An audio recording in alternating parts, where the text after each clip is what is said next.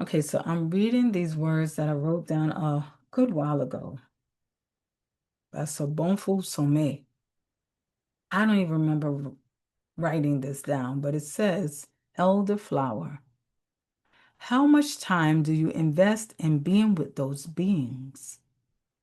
And remember, my last recording, I talked about there are beings in our close distance that we don't see, but they're still there, right? They're there. So how did I got like tons of journal books, but I was instructed to take this one out.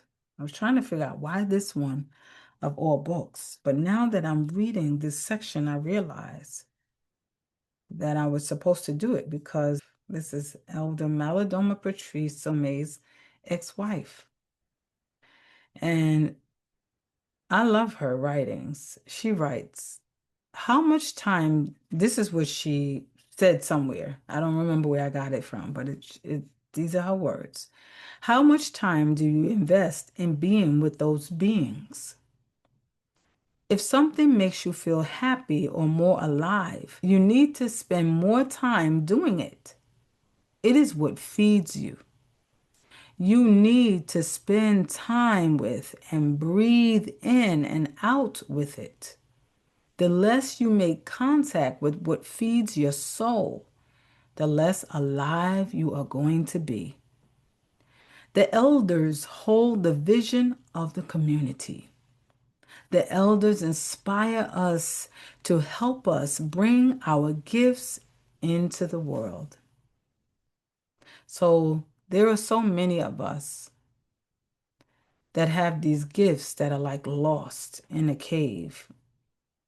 They can't seem to come out because we have bought into the silencing of the elders, because we have forgotten our ways and following someone else's ways, that don't honor their elders, that don't see it as being important to revere your elders and respect them.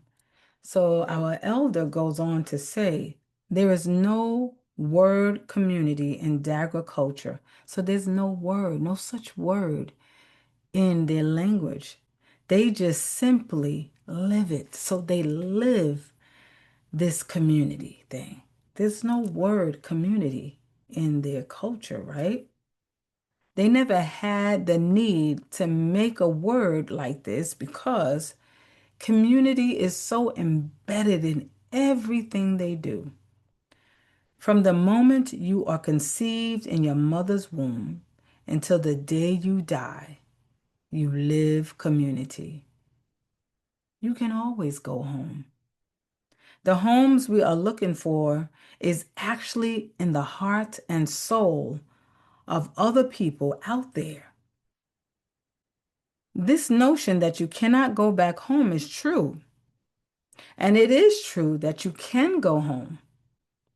How do you go home when you don't have a physical home?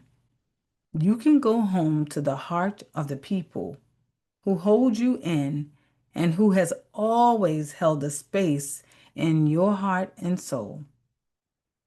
They are there for you no matter what. As long as someone has a space in their heart for you, you will always go home. Even though we have a home, doesn't mean we don't still feel homeless,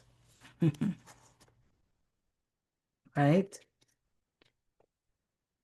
We still feel that longing for someone to recognize who we are beyond the need for other people to make us what they want us to be so they can feel comfortable. But people who really know that there is a spirit in this person, that there is a spirit that has come with a purpose whose gift needs to be received so they can be free.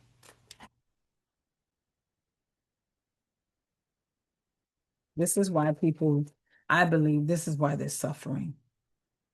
What you bring to the world is what it needs. You don't need to make a living. All you need to do is to be yourself and live your purpose. That is why the government doesn't like artists very much. This is what our elders said.